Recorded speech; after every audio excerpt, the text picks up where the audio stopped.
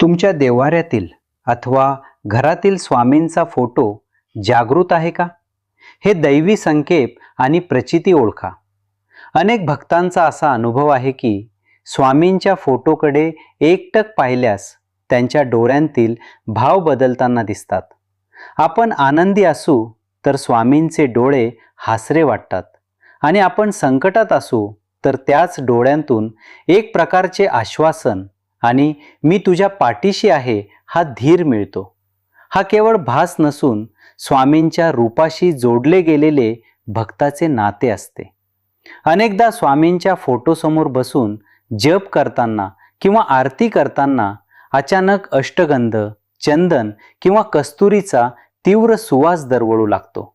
घरात कोणताही धूप किंवा अगरबत्ती लावलेली नसताना येणारा हा सुगंध स्वामींच्या सूक्ष्म उपस्थितीचा आणि त्यांनी तुमची सेवा स्वीकारल्याचा साक्षात पुरावा मानला जातो. घरामध्ये एखादे मोठे संकट येणार असेल किंवा वास्तूत नकारात्मकता वाढली असेल तर अनेकदा स्वामींच्या चेहऱ्यावरील तेज व हावभाव बदलणे किंवा फोटोवरून हार आपोआप पडणे असे संकेत मिळतात. हे संकेत भक्ताला सावध करण्यासाठी किंवा मी तुझे रक्षण करत आहे हे सांगण्यासाठी स्वामी वापरतात.